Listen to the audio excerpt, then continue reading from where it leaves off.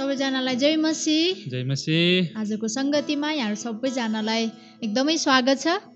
मलाई आशा छ धेरैजना तपाईँहरू अनलाइनबाट यसरी नै संगतिमा जोडिराख्नु भएको छ अनि वचनबाट अनि आराधनामाबाट तपाईँहरू सबैजना आशिषित भइराख्नु भएको छ भन्ने हामी विश्वास गर्दछौँ। त्यसै गरी आज पनि हाम्रो संगति हामी सँगै मिलेर, यद्यपि हामी टाढा टाढा भए तापनि हामी सँगै रहेर हामी यो समय परमेश्वरसँग अनि एकअर्कासँग हामी बिताउनेछौँ। आउनुहोस् हामी सुरुमा प्रार्थना गर्नेछौँ अनि आजको संगतिलाई हामी सुरु गर्छौँ। आउनुहोस् हामी सबैजना मिलेर प्रार्थना गरौँ।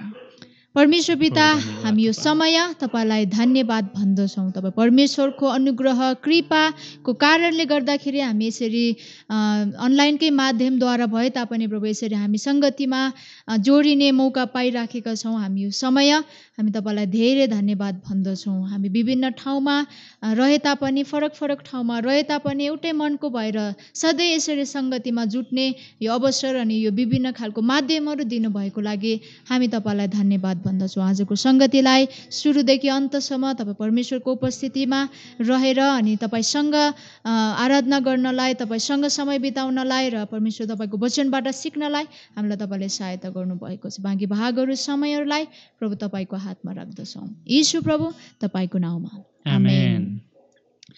म एउटा छोटो खण्ड पढ्नेछु र हामी आजको संगतिमा केही भजनहरूलाई गाउँदै हामी अगाडि बढ्नेछौँ। हबकुकको पुस्तकमा लेखेको छ, हबकुक 3 अध्यायको 17 देखि 19 यसरी भन्दछ, चाहे अन्जिरका रुखमा मुना नलागोस् र दाखको बोटमा फल नफलोस्, चाहे जैतुन रुखमा फल नलागोस् र खेतले अन्न नउब्जाओस्, खोरमा भेडा बाख्रा नभए पनि र गोठमा गाई बस्तुहरू रहेनन् भने पनि म परमप्रभुमा रमाहाट गर्नेछु। म मेरो उद्धार गर्नुहुने परमेश्वरमा रमाउनेछु अनि परमप्रभु परमेश्वर मेरो बल हुनुहुन्छ। उहाँले मेरो खुट्टा हरिणका खुट्टा झैँ पार्नुहुन्छ। उहाँले मलाई अलगा अलगा स्थानहरूमा जाने योग्यको तुल्याउनुहुन्छ। आमेन। साँच्चै हबकुकले भने झैँ चाहे त्यहाँनिर केही पनि नहोस्, त्यहाँनिर केही पनि असल कुराहरू नभए तापनि म परमेश्वरमा रमाहाट गरिराख्नेछु। आउनुहोस् हामी त्यसै गरिकन हबकुकले भने झैँ हामी परमेश्वरमा रमाहाट गर्नेछौँ। केही भजनहरूलाई गाउँदै हामी आज परमेश्वरलाई आराधना अनि महिमा दिनेछौँ। भजन नम्बर 504, मैले निश्चय गरेको छु रमाउनेछुमा। यो खण्डले भनेको जस्तै हामी यो भजनलाई गाउँदै हामी यो समय परमेश्वरलाई महिमा दिनेछौँ। आउनुहोस् हामी सबैजना मिलेर 504 नम्बरको भजनलाई गाउनेछौँ।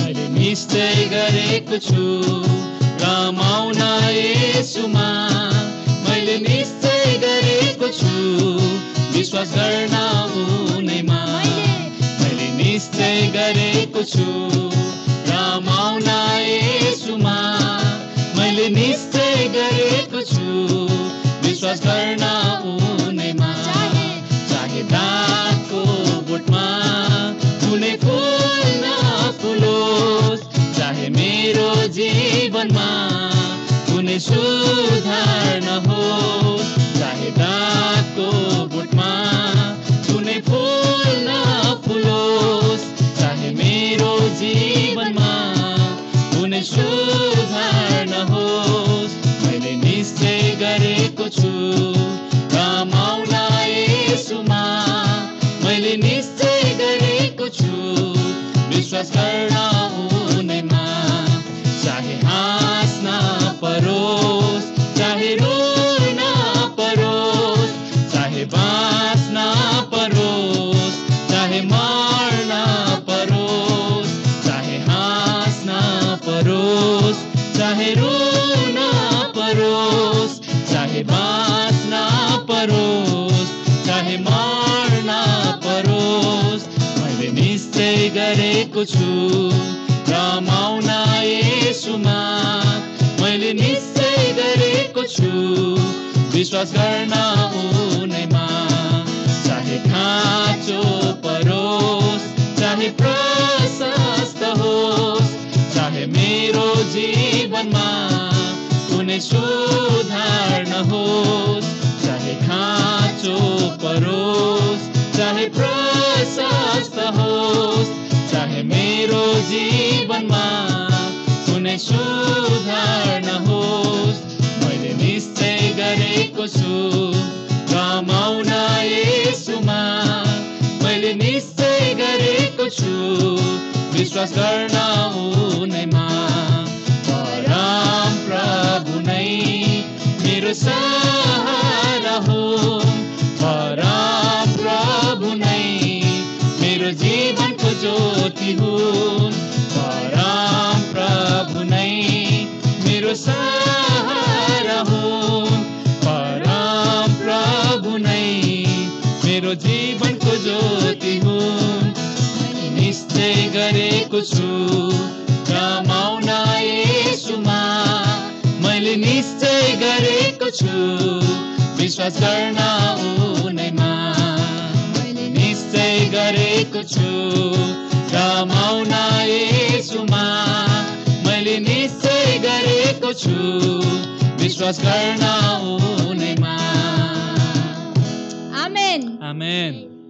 परमेश्वरलाई महिमा भएको। साँच्चीकै चाहे जेसुकै भए तापनि परमेश्वरमा हामी रमाउँदछौँ, किनकि वर्तमान भूत अनि भविष्य सबै उहाँमा नै छ अनि उहाँमा नै हामी भर पर्न सक्दछौँ। हुन्छ, यो गीतलाई पनि यो भजनलाई पनि हामीले राम्रोसँग गाउन सक्यौँ। आउनुहोस् हामी त्यसै गरिकन अर्को भजन पनि गाउनेछौँ। भजन नम्बर 519, महान प्रभुलाई महिमा, परम प्रभुलाई प्रशंसा। साँच्चीकै जस्तो सुकै परिस्थिति भए तापनि हाम्रो परमेश्वरलाई सदा सर्वदा प्रशंसा दिनु अनि महिमा दिनु चाहिँ कति सुन्दर कुरा छ। हुन्छ, हामी यो भजनलाई पनि हामी गाउनेछौँ।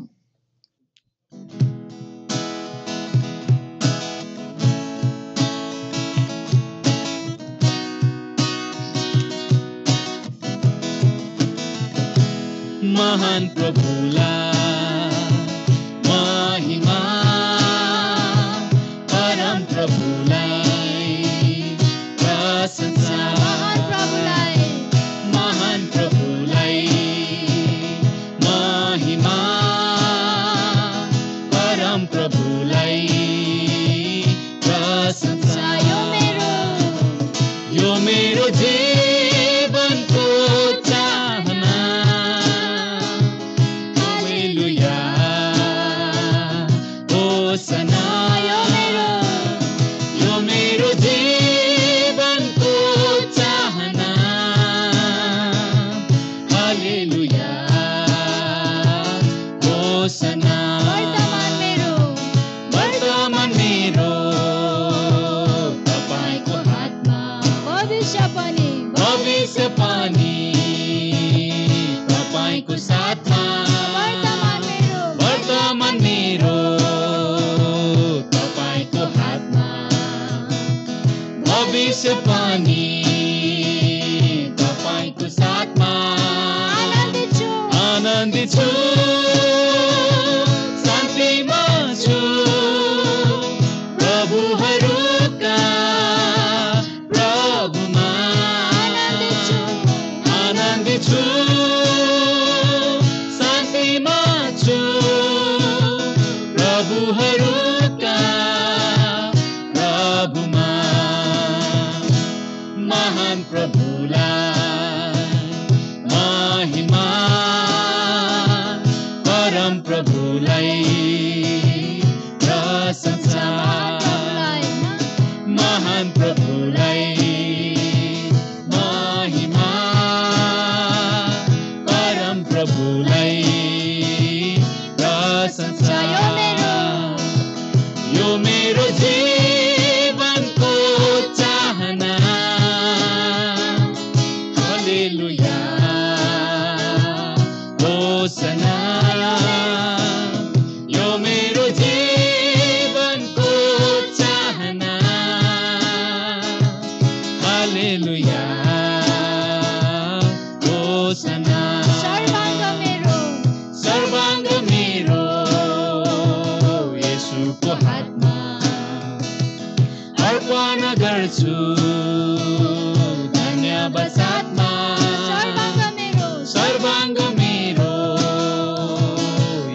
प्रभुको हातमा अर्पण गर्छु धन्यवाद साथमा निश्चिन्त छु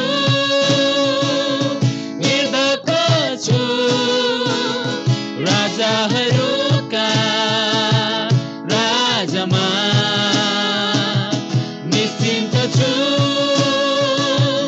निर्धक्क छु राजाहरूका राजामा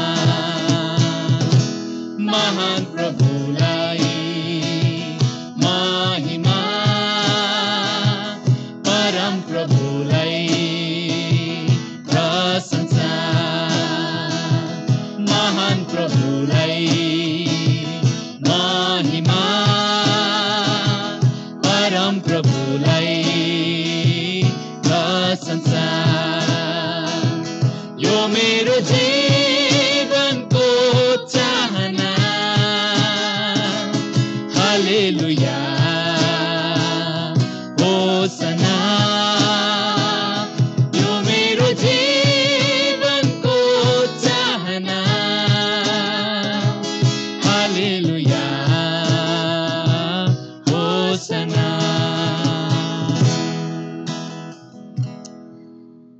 परमेश्वरलाई महिमा भएको होस्। साँच्चीकै उहाँ सदा सर्वदा एक समान परमेश्वर हुनुहुन्छ। उहाँलाई सदा सर्वदा महिमा भएको होस्। आउनुहोस् हामी यो समय हामी केही कोरसहरूलाई गाउँदै हामी उही परमेश्वरलाई हामी स्तुति प्रशंसा अनि आराधना Yes. दिनेछौँ। आउनुहोस् हामी सबैजना मिलेर 63 र 64 नम्बरको कोरसलाई गाउँदै हामी यो समय परमेश्वरलाई स्तुति प्रशंसा चढाउनेछौँ। धन्य होस् प्रभु येशूको नाउँ र सँगै योग्य तपाईँ योग्य भन्ने कोरसलाई गाउँदै हामी यो समय परमेश्वरलाई Yes. उचाल्नेछौँ।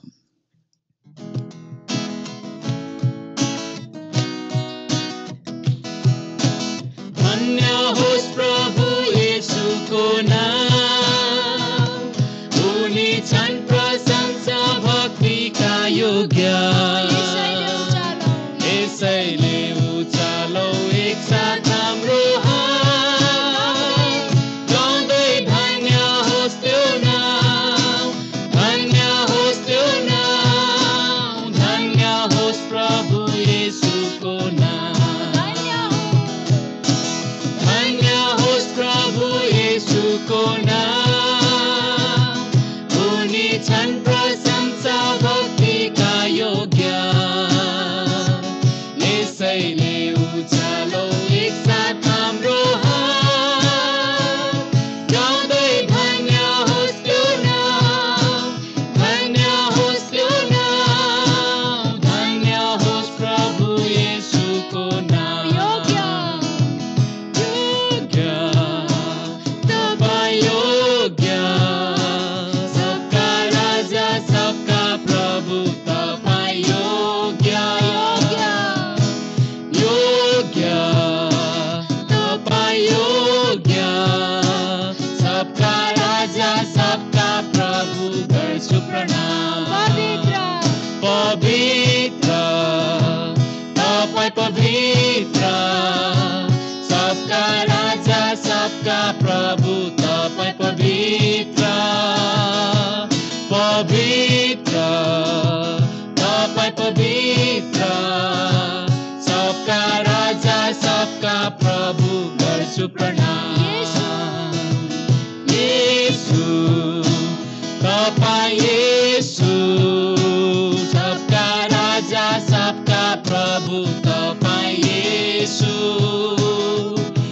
येशू तपाईँ येशू सबका राजा सबका प्रभु गर्छु प्रणाम धन्य होस् प्रभु येशूको नाम उनी छन् प्रशंसा भक्तिका योग्य यसैले उचालौ एकसाथ हाम्रो हात गाउँदै धन्य होस् त्यो नाम धन्य होस् त्यो नाम धन्य होस् प्रभु येशूको नाम हालेलुया धन्य हो येशू तपाईको नाम धन्य हो तपाईँ परमेश्वर तपाईँलाई धन्यवाद तपाईँको नाउँ धन्यको छ धन्य होस् प्रभु तपाईँको किनकि तपाईँ त्यो धन्य परमेश्वर हुनुहुन्छ अनि तपाईँको नाउँ सदा सर्वदा योग्य नाउँ जो नाउँ सदैव उच्चमा विराजमान छ प्रभु हामी तपाईँलाई महिमा चढाउँदछौँ प्रभु तपाईँलाई हामी स्तुति चढाउँदछौँ कि सारा वैभव सारा सृष्टिको एकमात्र परमेश्वर तपाईँ हुनुहुन्छ प्रभु हामी तपाईँको नाउँलाई उछाल्दछौँ प्रभु हामी तपाईँको नाउँलाई महिमित तुल्याउँदछौँ किनकि तपाईँ मात्र एक परमेश्वर जो योग्य परमेश्वर हुनुहुन्छ प्रभु तपाईँको नाउँ धन्यको छ प्रभु तपाईँको नाउँलाई हामी उछाल्दछौँ धन्यवाद परमेश्वर महिमा अनि स्तुति अनि प्रशंसा प्रभु जसरी तपाईँ पवित्र हुनुहुन्छ तपाईँ धन्यको हुनुहुन्छ अनि त्यसै गरिकन तपाईँ परमेश्वरको पवित्र नाउँद्वारा बोलाइएका मानिसहरू हामी भएका छौँ प्रभु हामी तपाईँलाई धन्यवाद भन्दछौँ अनि तपाईँसँग सँगै रहनलाई तपाईँको नजिकमा रहेर तपाईँको नाउँलाई उछाल्ने जातिहरू अनि व्यक्तिहरू तपाईँको आफ्नै सन्तान प्रभु तपाईँले हामीलाई बनाउनु भएको छ प्रभु हामी तपाईँको शरणमा आउँदछौँ अनि हामी आफूलाई प्रभु तपाईँको नजिकतामा ल्याउँदछौँ ताकि हामी तपाईँको यति नजिक आउन चाहन्छौँ प्रभु कि तपाईँलाई हामी छुन चाहन्छौँ तपाईँलाई हामी अनुभव गर्न चाहन्छौँ प्रभु त्यो शुद्ध हृदय हामीमा सृजना होस् ताकि हामी तपाईँलाई अझ नजिकबाट महसुस गर्न सकौँ अनि त्यो सत्य आत्मा पुनर्जीवित पार्नुहोस् ताकि हामी तपाईँ जस्तै शुद्ध अनि पवित्रतामा जिउन सकौँ Yes, Lord. ममा शुद्ध हृदय सृजनुहोस् प्रभु सत्य आत्मा पुनर्जीवित पार्नुहोस् ममा शुद्ध हृदय सृजनुहोस् प्रभु सत्य आत्मा पुनर्जीवित पार्नुहोस् मलाई तपाईको सामनेबाट ननिकाल्नुहोस् पवित्र आत्मा मबाट नलैजानु मुक्तिको मङ्गा मलाई फेरि दिनुहोस् सत्य आत्मा पुनर्जीवित पार्नुहोस् सत्य आत्मा पुनर्जीवित पार्नुहोस् ममा शुद्ध हृदय सृजनुहोस् प्रभु सत्य आत्मा पुनर्जीवित पार्नुहोस् ममा शुद्ध हृदय सृजनुहोस् प्रभु सत्य आत्मा पुनर्जीवित पार्नुहोस् मलाई तपाईको सामनेबाट ननिकाल्नुहोस् पवित्र आत्मा मबाट नलैजानुहोस् मुक्तिको मङ्गा मलाई फेरि दिनुहोस् सत्य आत्मा पुनर्जीवित पार्नुहोस् सत्य आत्मा पुनर्जीवित पार्नुहोस् सत्य आत्मा पुनर्जीवित पार्नुहोस् यस सत्य आत्मा पुनर्जीवित पार्नुहोस् धन्यवाद यस लर्ड थ्याङ्क यू हजुर तपाईँको सामिप्यतामा रहन चाहन्छौँ तपाईँको नजिकमा हामी रहन चाहन्छौँ अनि तपाईँसँग सँग हामी रहन चाहन्छौँ धन्यवाद भन्दछौँ परमेश्वर पिता तपाईको उपस्थितिको लागि, तपाईको जिउँदो उपस्थितिको लागि, तपाईको दिनको अगुवाईको लागि, अनि दिन हामीलाई गर्नुभएको सुरक्षाको लागि, अनि दिन हामीलाई दिनुभएको बुद्धि अनि ज्ञानको लागि, अनि दिन हामीलाई सबै कुरा जुटाउनु भएको लागि प्रभु हामी तपाईलाई धेरै धेरै धन्यवाद भन्दछौँ। साँच्चै तपाईँ बिनाको जीवन हामी एकछिन पनि कल्पना गर्न सक्दैनौँ। प्रभुजी तपाईँबाट टाढा रहेर हामी एकछिनको समय पनि हामी कल्पना गर्न सक्दैनौँ, किनकि तपाईँ नै हाम्रो सबै कुरा अनि तपाईँ नै हाम्रो सर्वस्व हुनुहुन्छ। प्रभु हामी तपाईँलाई धन्यवाद भन्दछौँ, जो परमेश्वरलाई हामी दिनदिनै भरोसा गर्न सक्छौँ, जो परमेश्वरमा हामी दिनदिनै रहन सक्छौँ, अनि जो परमेश्वर सदैव हामीसँग उपस्थित हुनुहुन्छ। हामी तपाईँलाई धेरै धेरै धन्यवाद अनि स्तुति, महिमा, प्रशंसा अनि आराधना चढाउँदछौँ। धन्यवाद भन्दछौँ सबै कुराको लागि। सबै आराधना, स्तुति, प्रशंसा तपाईँकै नाउँमा चढाउँदछौँ, येशू प्रभु तपाईँको नाउँमा, आमेन। हुन्छ, परमेश्वरलाई महिमा भएको होस्। र यो समय हामी वचनको लागि हामी प्रार्थना गर्नेछौँ। आउनुहोस् हामी सबैजना मिलेर हामी वचनको लागि प्रार्थना गरौँ। परमेश्वर पिता, हामी तपाईँलाई यो समय फेरि पनि धन्यवाद भन्दछौँ। साँच्चीकै हामीले चढाएको यो आराधना अनि स्तुतिहरूबाट तपाईँ महिमित हुनुभएको होस्।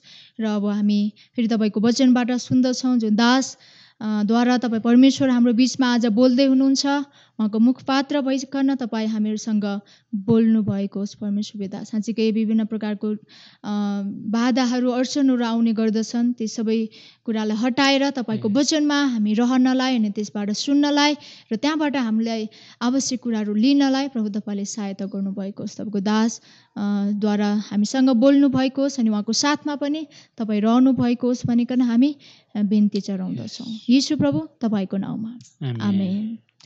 हुन्छ, हामी बाँकी समय परमेश्वरको वचनबाट सुन्नेछौँ। र आज हाम्रो बिचमा हाम्रो आदरणीय रेभरेन्ड पास्टर दिलीप छेत्री अङ्कलले हाम्रो बिचमा परमेश्वरको वचन ल्याउँदै हुनुहुन्छ।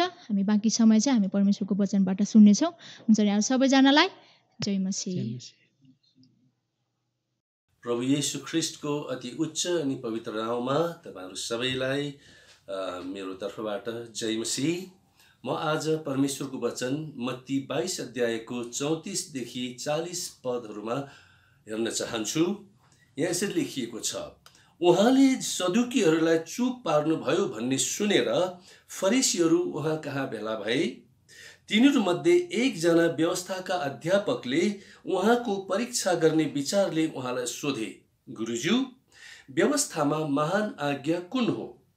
उहाँले तिनलाई भन्नुभयो, तैँले परमप्रभु आफ्ना परमेश्वरलाई आफ्नो सारा हृदयले र आफ्नो सारा प्राणले र आफ्नो सारा समझले प्रेम गर्नु महान र प्रथम आज्ञा यही हो। दोस्रो पनि यस्तै छ, तैँले आफ्नो छिमेकीलाई आफैलाई जस्तै प्रेम गर्नु। सारा व्यवस्था र अगमवक्ताहरूका शिक्षाको आधार नै यी दुई आज्ञा हुन्। यो प्रश्न अति महत्त्वपूर्ण छ। यो प्रश्नकर्ता फरिसी एउटा प्राध्यापकले प्रभु येशूलाई महत्त्वपूर्ण प्रश्न त गर्यो, तर त्यो प्रश्न गराएको पछिल्तिर कपटपूर्ण नियत हामी देख्दछौँ। किनभने 35 पदले यहाँ बताएको छ कि येशूको परीक्षा गर्ने विचारले उसले यो प्रश्न गरेको थियो। वास्तवमा भन्ने हो भने यहुदी धर्मगुरुहरूको माझमा परमेश्वरले दिनुभएका आज्ञाहरू सम्बन्धी निरन्तर यो नीतिशास्त्रीय बहस अथवा एथिकल डिबेट हुने गर्दथ्यो र तिनीहरूमध्ये उनीहरूले प्रेमलाई चाहिँ बढी जोड दिँदथे। त्यसै कारणले गर्दाखेरि उनीहरूले यो कुरोलाई मन्त्र पढे जस्तै जप्द पनि थिए। हामी यहाँनिर देख्दछौँ प्रभु येशू ख्रिस्टलाई गरिएको प्रश्नको उत्तर दिँदा उहाँले यदि गलत गर्नुभयो भनेदेखि उहाँ पासोमा पर्नुहुन्छ। तपाईले पटक पटक नयाँ नियममा देख्नुहुन्छ कि यी यहुदी धर्मगुरुहरूले प्रभु येशू ख्रिस्टलाई फसाउनको निम्ति पटक पटक अप्ठ्यारा प्रश्नहरू गरेका थिए अनि उनीहरूले फसाउन सकेका थिएनन्। तिनीहरूमध्ये यो पनि एक हो। किनभने प्रभु येशू ख्रिस्टले त पहिल्यै भनिसक्नु भएको छ कि उहाँले व्यवस्थालाई रद्द तुल्याउन आउनु भएको होइन भन्ने कुरा। यसकारण यी धर्मगुरुहरूले व्यवस्थाकै कुराहरूलाई अघिल्तिर ल्याएर तेर्साएका हुन्। तपाईले मत्ती 5 अध्यायको 17 पदमा हेर्नुभयो भने त्यहाँ लेखिएको छ, व्यवस्था अथवा अगमवक्ताहरूलाई रद्द गर्न म आएको भन्ने नसम्झ, म ती रद्द गर्न होइन तर पूरा गर्न आए। हेर्नुहोस् त, येशूको वचन स्पष्ट छ। त्यसकारण उहाँले कुनै पनि हालतमा उहाँले गलत प्रश्न त दिनुहुन्न नै हामीलाई थाहा छ, तर यताउता भयो भने उहाँ फस्न सक्नुहुन्छ। यहाँनिर येशू प्रभुले बडो बुद्धिमत्ता र सृजनात्मक ढङ्गले त्यस प्रश्नको उत्तर दिनुभएको छ। उहाँले पुराना नियमका 2वटा वचनका खण्डहरूलाई एक ठाउँमा ल्याएर उहाँले प्रस्तुत गर्नुभएको छ र उहाँले यही भन्नुभयो, व्यवस्था र अगमवक्ताका शिक्षाहरू जो पुरानो नियममा छन् तिनीहरूको सारांश चाहिँ यही हो है। र त्यस कारणले उहाँले व्यवस्था 6 अध्यायको 5 पद यहाँ उद्धृत गर्नुभएको छ। आफ्नो सारा हृदयले, आफ्नो सारा प्राणले र आफ्नो सारा समझले परम प्रभुलाई प्रेम गर। अनि उहाँले भन्नुभयो दोस्रो पनि यस्तै छ है, त्यो चाहिँ आफ्नो छिमेकीलाई आफैलाई चाहिँ प्रेम गर। यो चाहिँ उहाँले लेवीको पुस्तक 19 अध्यायको 18 पदबाट उल्लेख गर्नुभयो। अब यहाँनिर प्रभु येशूले सारांश कसरी ल्याउनु भयो त भन्दा, पुरानो नियममा व्यवस्थाले आज्ञा पालन गर्नलाई माग गरेका निर्दिष्ट आज्ञाहरू र नीति नियमहरू जे जति छन् ती कुराहरूलाई एउटा दायित्वको रूपमा, एउटा ड्युटीको रूपमा पुरा गरेर मात्र हुँदैन है। यसको आधार चाहिँ परमेश्वरीय प्रेम हुनुपर्दछ। यदि परमेश्वरीय प्रेम एउटा व्यक्तिको हृदयमा निरन्तर रूपमा रहिरहन्छ भने मात्र उसले यो दायित्व पुरा गर्न सक्दछ। परमेश्वरलाई प्रेम गर्ने दायित्व र मानव अथवा छिमेकीलाई प्रेम गर्ने दायित्व, यसको निम्ति परमेश्वरको आचरण हुन अत्यन्तै अनिवार्य छ। अब परमेश्वरको आचरण भनेको नै अगापे प्रेम, निस्वार्थ प्रेम, शर्तरहित प्रेम र हामीले गर्ने कर्तव्यको आधार पनि त्यही नै हो। अब अर्को एउटा आधारलाई पनि यति बेला हामीले हेर्न जरुरी छ। पुरानो नियममा जब परमेश्वरले इजरायलीहरूलाई मिस्र देशबाट 400 वर्षसम्मको दासत्वबाट छुटकारा दिनुभयो अनि उहाँले इजरायलीहरूलाई प्रतिज्ञा गर्नुभयो कि उनीहरू कनानमा पुग्नेछन्। कनान भनेको वर्तमान इजरायल हो। र त्यो हुनभन्दा अघि परमेश्वरले आफ्नो दास मोसालाई सिनै पर्वतमा बोलाउनु भयो र 2वटा ढुङ्गाका पाटीहरू काट्न लगाउनु भयो र उहाँले आफ्नै औँलाले लेखेर 10 आज्ञाहरू दिनुभयो। र यो चाहिँ परमेश्वरले दिनुभएका महान आज्ञाहरू हुन् र यसलाई करार पनि भनेर भनिन्छ। परमेश्वरले इजरायलीहरूसँग बाँध्नु भएको करार भन्नासाथ यो दोहोरो हुन्छ। जसरी एउटा दुलहाले दुलहीसँग अनि दुलहीले दुलहीसँग विवाहको बेलामा करार बाँध्दछन् र त्यो करार बाँधिसकेपछि एक पक्षले भङ्ग गर्यो भने त्यो करारको कुनै औचित्य हुँदैन। त्यसै कारणले पहिले त उत्पत्तिमा 12 अध्यायमा परमेश्वरले आफ्नो जातिहरूसँग करार बाँध्नु भएको थियो अब्राहम मार्फत। यसपटक परमेश्वरले 10 आज्ञाहरू दिएर आफ्नो दास मोसाद्वारा उहाँले यसरी करार बाँध्नुभयो। र प्रस्थानको पुस्तक 17 अध्यायको 1 प्रस्थानको पुस्तक 20 अध्यायको 1 देखि 17 पदमा हामी 10 आज्ञाहरू देख्दछौँ। यी 10 आज्ञाहरू 2 भागमा बाँडिएको हामी देख्दछौँ। प्रथम 4वटा आज्ञाहरू मानवको परमेश्वर प्रतिको आचरण बुझ्दछौँ। त्यसपछि बाँकी 6वटा आज्ञाहरू मानवको मानव प्रति अर्थात् छिमेकीहरू प्रतिको आचरण हामी त्यहाँ पाउँदछौँ।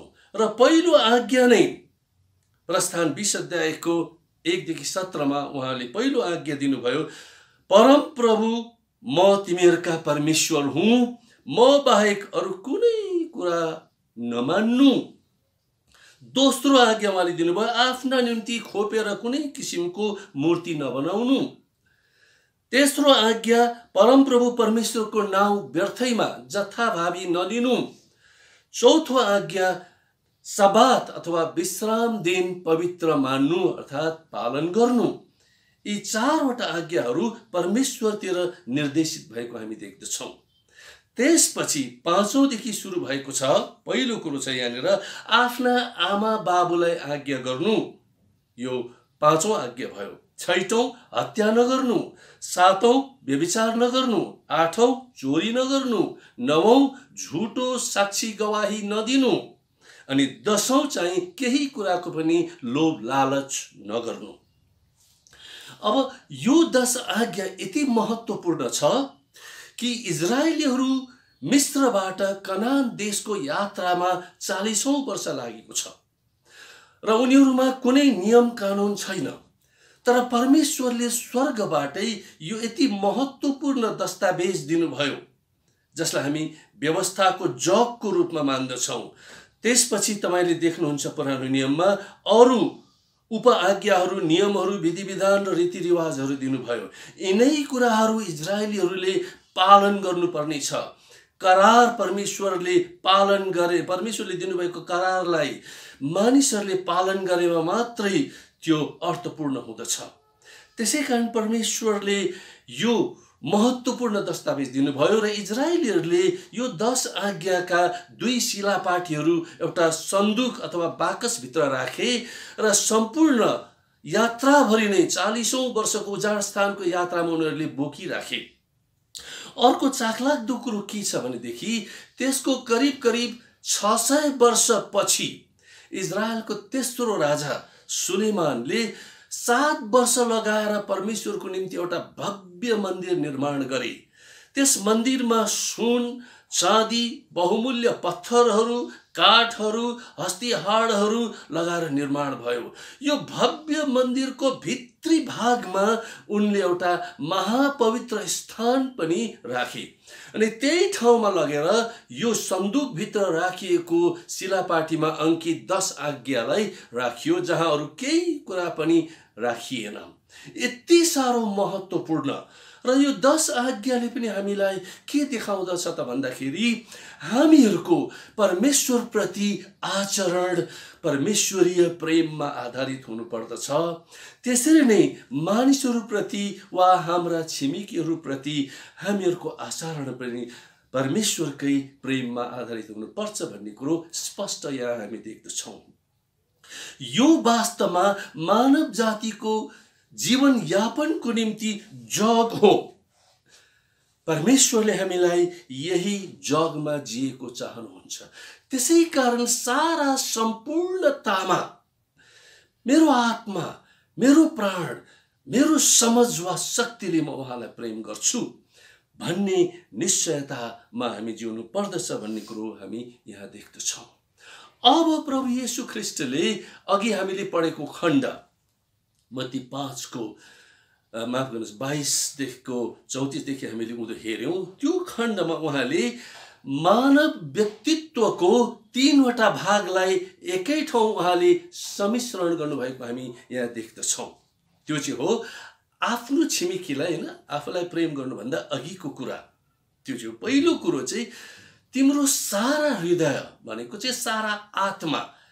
बाइबलमा कहिले कहिले हृदयलाई आत्मा पनि भनिएको छ। सारा हृदयले उहाँलाई प्रेम गर्नुपर्ने कुरा के हो त? यो कुरा यो यही हो कि एउटा परमेश्वरको भक्तजनको हृदयमा उसका हृदयभित्र भएका महत्त्वपूर्ण इच्छाहरू र भाव अथवा अभिलाषाहरूको एउटा स्रोत व्यक्ति चाहे परमेश्वर नै हुनुहुन्छ भन्ने कुरा हो। उहाँ नै हामीहरूको जीवनको केन्द्र बिन्दु हुनुहुन्छ। भित्री स्नेह र प्रेम परमेश्वरमा नै केन्द्रित हुनुपर्दछ। कोर भनिन्छ नि भित्रपट्टिको। हाम्रा जीवनका सबै क्षेत्रहरूमा उहाँकै वचनका मूल्य मान्यताहरू भएको हुनुपर्दछ। त्यसै अनुसार हामी निर्देशित भएको हुनुपर्दछ। हामी उहाँकै प्रेमद्वारा नै प्रेरित हुनुपर्दछ। हामी यसैले इच्छुक र समर्पित भएर रहनुपर्दछ। सारा हृदयले प्रेम गर्नु भनेको यही नै हो। दोस्रो कुरो प्रभु येशूले भन्नुभयो, तिम्रो सारा प्राणले प्रेम गर। हृदय र प्राण भन्दा एउटै जस्तो लाग्छ, यो पर्यायवाची शब्द नै हो वास्तवमा, तर अलिकति फरक छ। त्यो के त भन्दाखेरि यो प्राण भनेको के हो त वास्तवमा? म तपाईलाई भन्न चाहन्छु, वास्तवमा प्राण भनेको चाहिँ मानिस भित्रको एउटा परिचय हो, चिनारी हो। आज हामी बाहिरबाट विभिन्न किसिमले परिचित हुन्छौँ।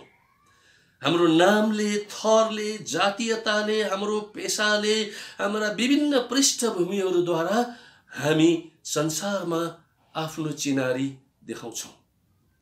तर एउटा चिनारी, एउटा परिचय महत्त्वपूर्ण छ। त्यो के भन्दा मानिस भित्रपट्टि म को हुँ भन्ने एउटा प्रश्न हुन्छ।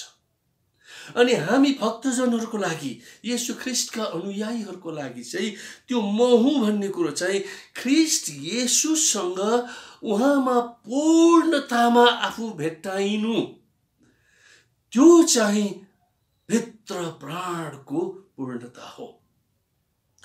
किनभने हामीले याद गर्नुपर्छ प्रियहरू कि भित्री भागमा मानिसको प्राणमा भएका उत्कृष्ट अभिलाषाहरू, भावनाहरू, निश्चयताहरू यहाँ भित्रपट्टि हुन्छ।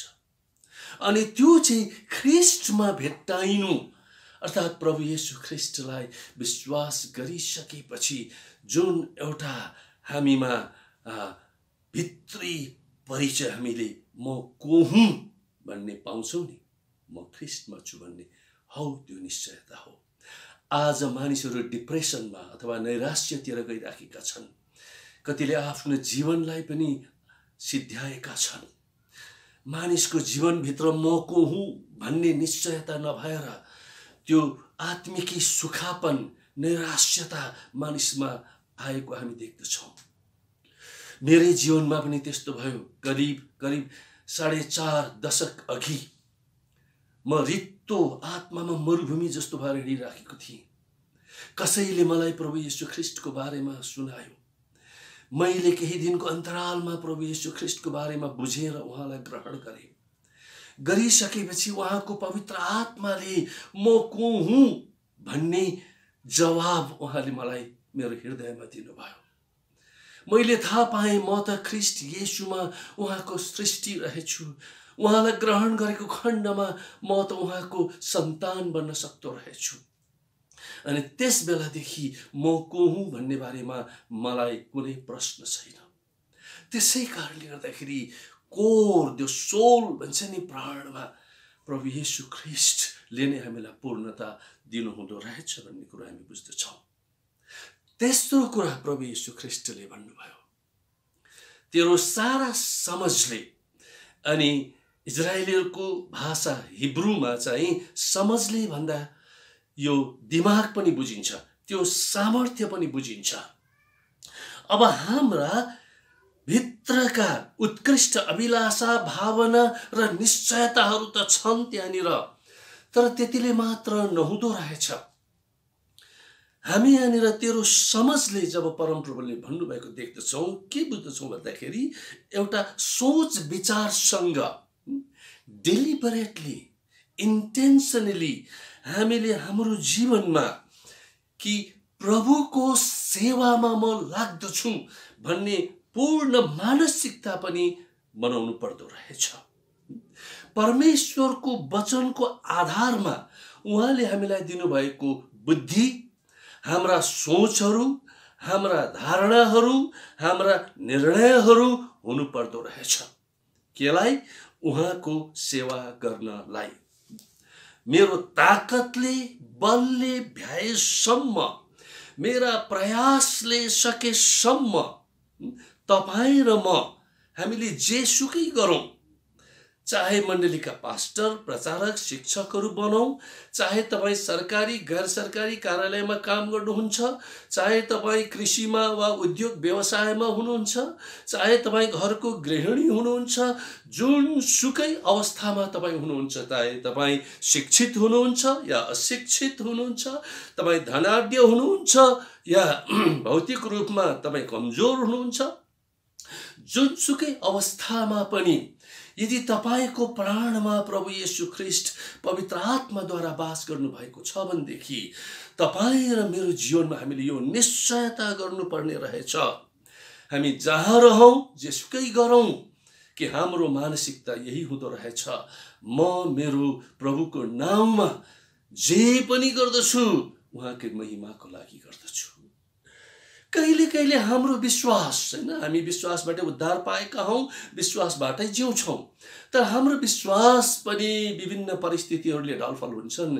त्यति बेला हामीलाई धैर्य धारणको विश्वास पनि चाहिँदो रहेछ र हामीले दिमागमा सम्झाउनु पर्ने रहेछ, प्रभु म धैर्य धारण भएर जिउँछु भनेर।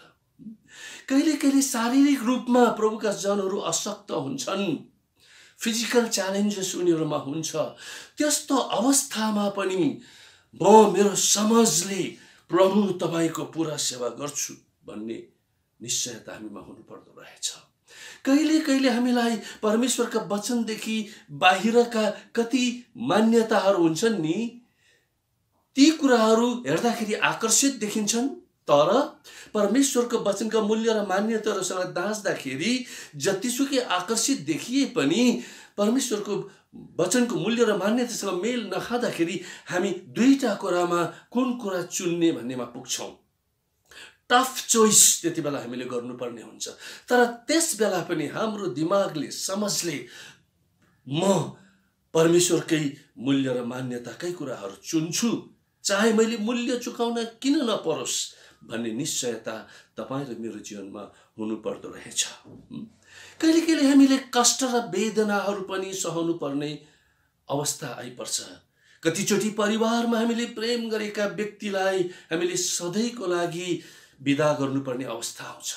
त्यस्तो अवस्थामा पनि प्रभु म तपाईको आज्ञा पालन गर्छु भन्ने निश्चयता तपाईँ र मेरो जीवनमा हुनुपर्दो रहेछ। जसरी फिलिपी 3 अध्यायको 10 पदमा प्रभुका दास पावलले भनेका छन् कि उहाँको दुःख भोगमा, उहाँको कष्टमा म सहभागी बन्न पाऊँ भनेर।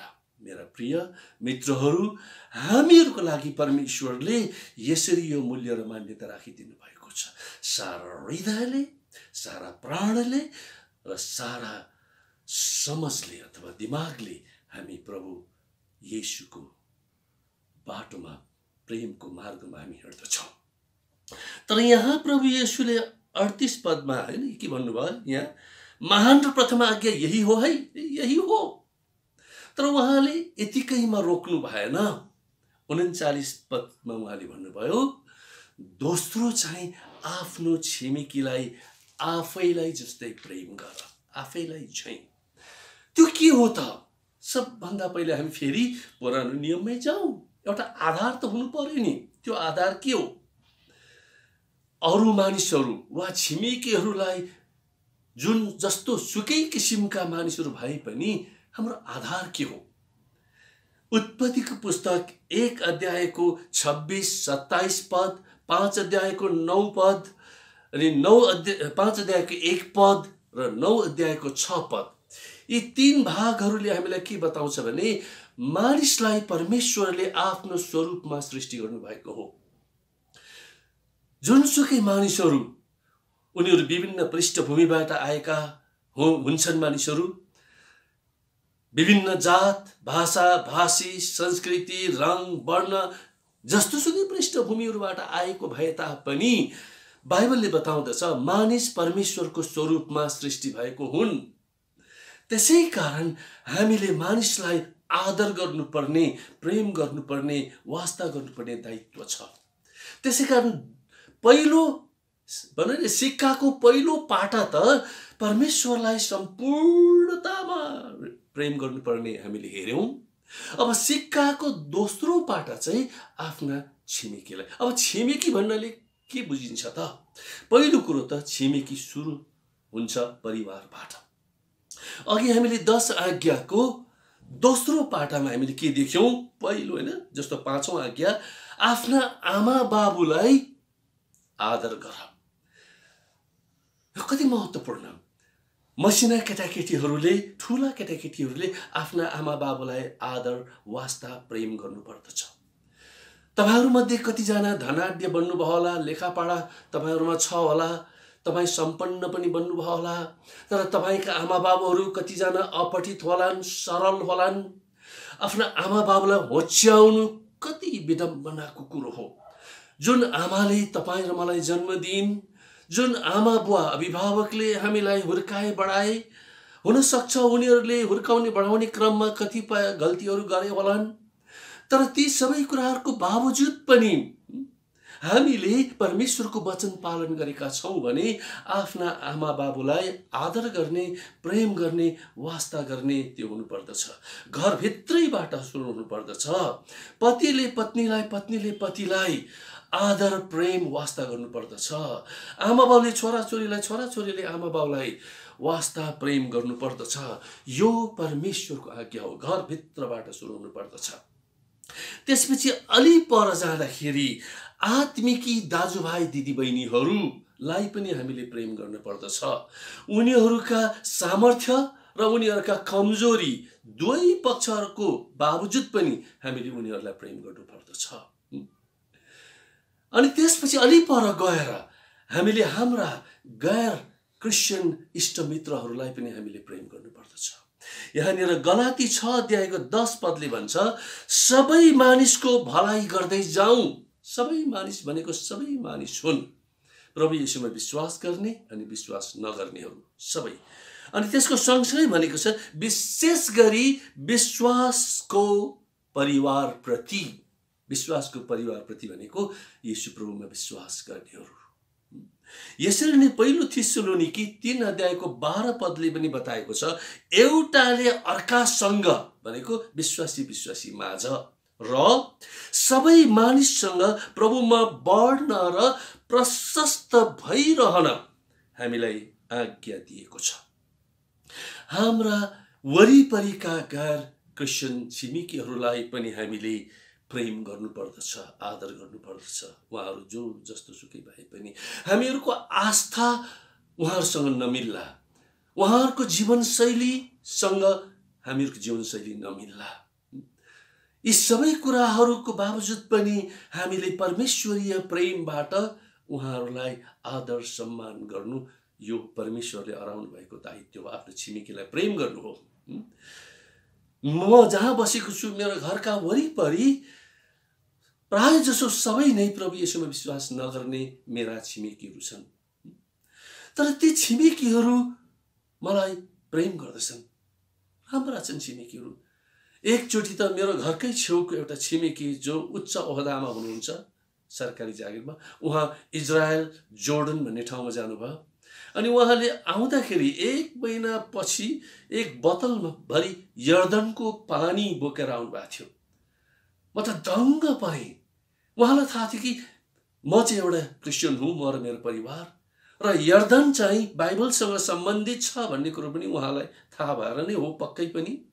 र उहाँले त्यो पानी ल्याइदिनु भयो। म भाव विरल भएँ। पानीमा महत्त्व कतिको छ छैन त्यो भिन्नै कुरा हो, तर उहाँको सद्भाव हेरौँ न। त्यसकारणले गर्दा हाम्रा देशवासीहरू, हाम्रा छिमेकीहरू अधिकांश असल नै छन्। हामीले उनीहरूको आस्था, उनीहरूको जीवनशैली अलिकति भिन्न देख्दैमा हामीले आलोचना गर्नु हुँदैन, तर हामीले बाइबलीय हिसाबले प्रेम गर्न सिक्नुपर्छ प्रियहरू हो।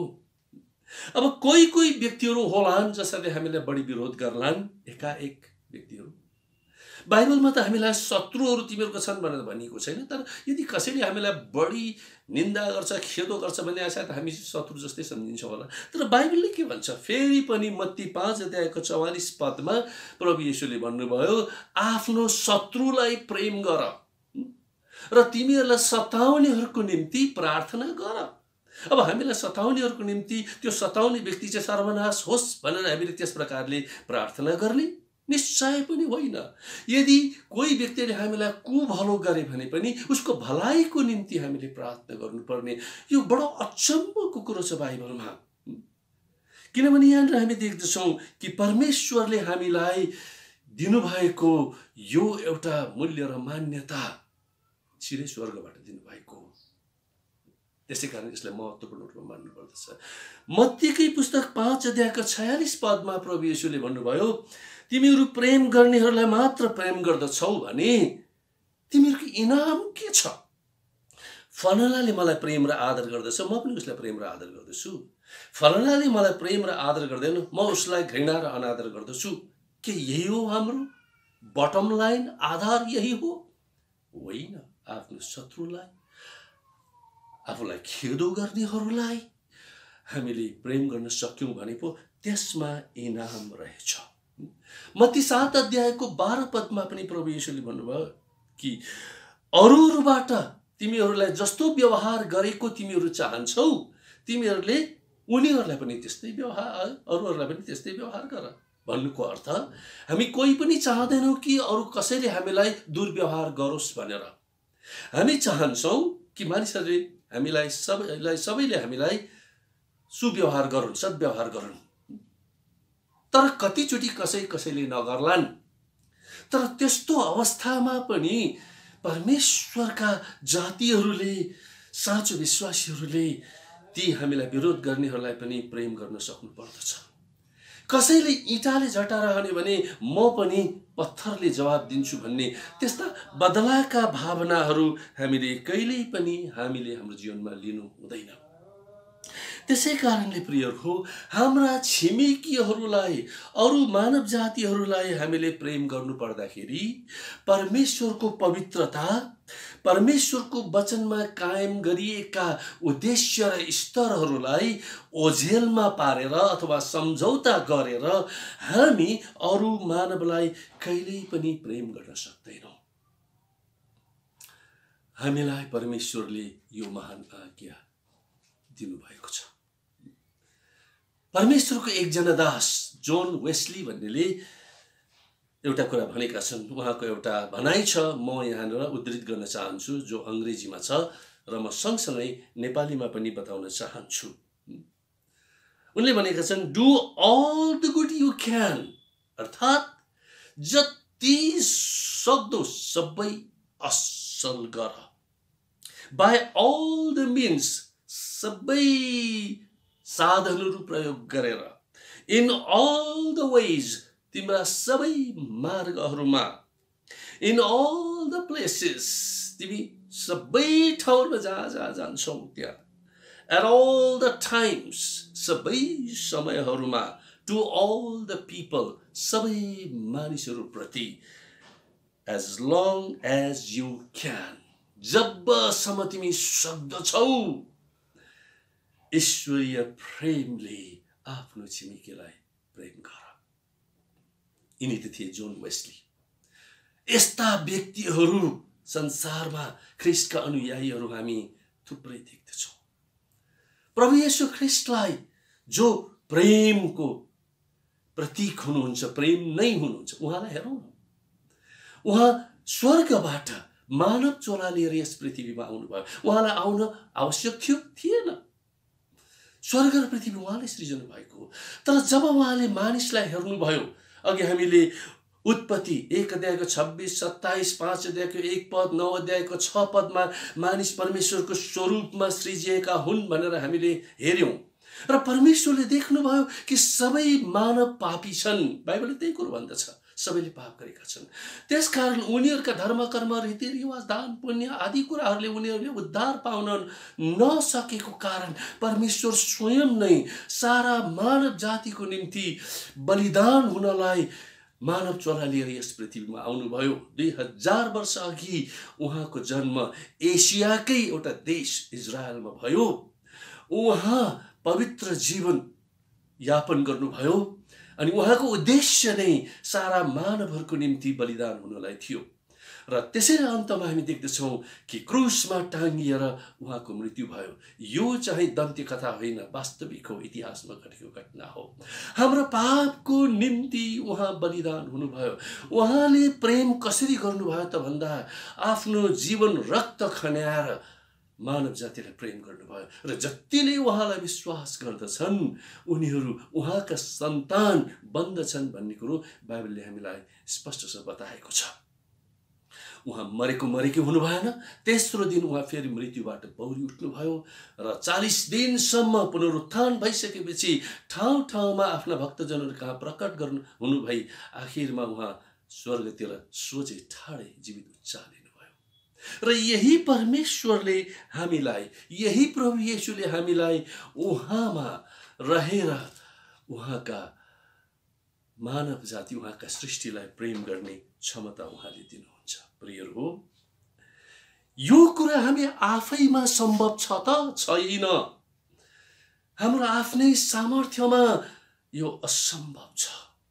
केही हदसम्म मानवले एकले अर्कालाई प्रेम गर्छन् पनि, तर पुरै निस्वार्थतामा प्रेम गर्नु, हामीलाई विरोध गर्नेहरूलाई पनि प्रेम गर्नु बडो गाह्रो छ। तर परमेश्वरले हामीलाई उहाँको पवित्र आत्माले अभिषेक गरेर पवित्र आत्माको शक्तिमा हामीले जोसुकैलाई पनि फलाना ढिस्का परमेश्वरको स्वरूपमा सृजिएको हो भनेर प्रेम गर्ने क्षमता उहाँले हामीलाई दिनुहुन्छ। त्यसै कारणले गर्दाखेरि प्रियहरू हो, म त यही भन्दछु, पवित्र आत्माको शक्तिमा हामी पूर्ण रूपमा परमेश्वरलाई प्रेम गर्न सकौं र परमेश्वरको पवित्र आत्माकै शक्तिमा हामी हाम्रो छिमेकीलाई सम्पूर्णतामा निस्वार्थ रूपमा प्रेम गर्न सकौं। अनि यसैलाई निष्कर्षमा ल्याउँदाखेरि मत्ती 22 अध्यायको 40 पदमा प्रभु येशूले भन्नुभयो, सारा व्यवस्था र अगमवक्ताहरूको शिक्षाको आधार नै यी दुई आज्ञाहरू हुन्। परम प्रभु परमेश्वरलाई सारा हृदय, सारा प्राण र सारा समझले प्रेम गर्नु। एउटा पाटा त्यो हो सिक्काको दोस्रो पाटा चाहिँ आफ्नो छिमेकीलाई आफैलाई झैं म मेरो शरीरलाई प्रेम गर्छु नि त, वास्ता गर्छु नि, आदर गर्छु नि, हौ त्यसरी नै गर्न सक्नु हो। त्यसकारण हाम्रा सामु धेरै चुनौतीहरू छन्। हामीहरूको दिनको जीवनमा कतिपटक हामी उतार चढाव हुन्छौं, हामी चुक्छौं पनि। जसरी परमेश्वरको वचनले हामीलाई जिउनलाई माग गर्नु भएको छ त्यसरी कतिचोटि हामी सक्दैनौं, तर परमेश्वरले हामीलाई शक्ति दिनुहुँदछ। हाम्रा व्यवहारमा परमेश्वरीय स्वभाव झल्किनु अति आवश्यक छ। हामी हिंसाको बोली, हिंसाको काममा सहभागी हुन सक्दैनौं। अड्डा अदालतहरू परमेश्वरले राखिदिनु भएको छ अनि हाम्रो नागरिक अधिकारको निम्ति र कतिपय भनौं कानुनी कामको लागि हामी ती ठाउँहरूमा जान्छौं, किनभने ती सबै नागरिकहरूका लागि हुन्। तर बदलाको भावनाले, रिस इबीको कारणले षड्यन्त्रहरू गरेर न त हामी हिंसाको बोली, न त हामी हिंसाको व्यवहार नै गर्न सक्दछौं। प्रियहरू हो, म तपाईँ यही भन्न चाहन्छु, हामी कमजोर मानव हौं। हामीलाई परमेश्वरले उहाँप्रतिको आचरणमा उहाँलाई सम्पूर्ण हृदयले अथवा सम्पूर्ण आत्माले प्रेम गर्न, सम्पूर्ण प्राणले प्रेम गर्न र सम्पूर्ण समझले अथवा दिमागले अथवा मानसिकताले प्रेम गर्न उहाँले हामीलाई आज्ञा दिनुभएको छ। यो प्रथम र महान आज्ञा हो। दोस्रो पनि यस्तै छ, प्रभुले भन्नुभयो, कम महत्त्वको छैन। त्यो जो आफ्नो छिमेकीलाई, कुनै पनि मानव जातिलाई आफैलाई चाहिँ प्रेम गर्नु। जब परमेश्वरको प्रेम तपाईँ र मेरो हृदयमा प्रशस्त मात्रामा बढ्दै जान्छ, चुर्लुम्म भएर त्यो पोखिएर बाहिर निस्कन्छ नि, हामी हाम्रो घरभित्र हाम्रा मण्डलीका विश्वासीहरू, उनीहरू कमजोर विश्वासी हौन् चाहे बलिया विश्वासीहरू हौन्, अनि हाम्रा गैर क्रिस्चियन छिमेकी इष्टमित्रहरूलाई अनि हामीलाई कुभलो चिताउनेहरूलाई पनि हामी यसरी प्रेम गर्न सक्दछौँ, किनभने यो परमेश्वरको क्षमताद्वारा भएको हो। तर हाम्रो निश्चयता पनि त्यहाँनिर रहन्छ। त्यसै कारण परमेश्वरले हामीलाई हाम्रो सारा हृदयले, हाम्रो सारा प्राणले र हाम्रो सारा समझले उहाँलाई प्रेम गर्न सहायता गरौँ र हाम्रा छिमेकीहरूलाई हामी आफैलाई जसरी प्रेम गर्छौँ त्यसरी प्रेम गर्न हामीलाई सहायता गरून्। तपाईँ र मलाई, हामी सबैलाई परमेश्वरले प्रशस्त अनुग्रह दिउन्। जबपछि सबैजनालाई हामीले आज निश्चय नै एकदमै हृदयस्पर्शी वचन सुन्यौँ। पास्टर दिलीप अङ्कललाई हामी धेरै धेरै धन्यवाद दिन चाहन्छौँ। निश्चय नै जब हामी परमेश्वरलाई हामी प्रेम गर्छौँ तब हामी अरू मानिसहरूलाई पनि प्रेम गर्न सक्छौँ। परमेश्वरलाई नै हामीले प्रेम गरेनौँ भने हामीले कसरी अरू मानिसहरूलाई प्रेम गर्न सक्छौँ त? किनभने बाइबलले हामीलाई बताएको छ, उहाँले उहाँको आत्मा हाम्रो हृदयमा खनाइदिनु भएको छ। त्यो आत्माले हामी परमेश्वरलाई प्रेम गर्न सक्छौँ र अरू मानिसहरूलाई पनि प्रेम गर्न सक्छौँ। हामी प्रभुलाई धन्यवाद दिउँ। हामी प्रार्थना गर्नभन्दा अगाडि तपाईँहरूलाई हाम्रो अनुरोध चाहिँ के छ भन्दा, तपाईँ सबैजना सुरक्षित रहनुहोला। अहिले खुल्ला छ, हिँडुल गर्न मिल्छ भनेर जताततै हामी हिँड्न मिल्दैन। तपाईँहरूले सुरक्षाको उपायहरू अपनाएर मात्रै हिँड्नु होला। हाम्रो यो तपाईँहरूलाई अनुरोध छ। अर्को हप्ता हामी फेरि भेट्नेछौँ। त्योभन्दा अगाडि हामी प्रार्थना गरेर छुट्नेछौँ। प्रभु, हामी तपाईँलाई धन्यवाद दिन्छौँ। आज जुन वचन तपाईँले हाम्रो निम्ति दिनुभयो, तपाईँ परमेश्वरले कसरी सारा हृदयले, सारा समझले, सारा प्राणले, सारा शक्तिले तपाईँलाई प्रेम गर्नुपर्छ, यो वचन तपाईँ परमेश्वरले आज हामीलाई दिनुभएको छ। यसको निम्ति हामी तपाईँलाई धन्यवाद दिन्छौँ। हप्ताभरि प्रभु तपाईँको वचन सम्झिन, तपाईँको वचनअनुसार हाम्रो जीवनहरू पनि जिउँदै हिँड्न तपाईँ परमेश्वरले हामीलाई मद्दत गर्नुहोस्। धन्यवाद यी सबै कुराहरूको निम्ति। र प्रभु, यो नेपाल देशमा र संसारभरि कोरोनाको महामारीमा तपाईँ परमेश्वरले हरेकलाई सुरक्षित राखिदिनुहोस्।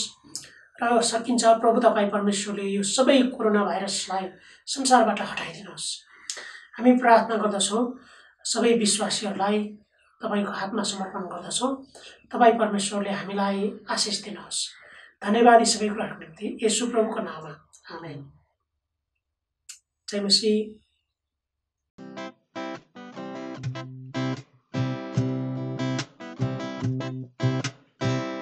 अशान्तिमा जिउनेहरू कृष्णले तिमीलाई खोजिरहेछन्, कृष्णले तिमीलाई खोजिरहेछन्। अशान्तिमा शान्ति दिन बोलाइरहेछन्, अशान्तिमा शान्ति दिन बोलाइरहेछ। अशान्तिमा जिउनेहरू प्राण भागी नजाऊ ख्रीष्टको प्रेम देखि, ख्रीष्टले तिमीलाई बिर्सन सक्दैन। टाढा भागी नजाऊ ख्रीष्टको प्रेम देखि, ख्रीष्टले तिमीलाई बिर्सन सक्दैन। आकाशभन्दा टाढो छ तिमी प्रति ख्रीष्टको प्रेम, सागरभन्दा गहिरो छ तिमी प्रति उनको प्रेम। आकाशभन्दा टाढो छ तिमी प्रति ख्रीष्टको प्रेम, सागरभन्दा गहिरो छ तिमी प्रति उनको प्रेम। अशान्तिमा जिउनेहरू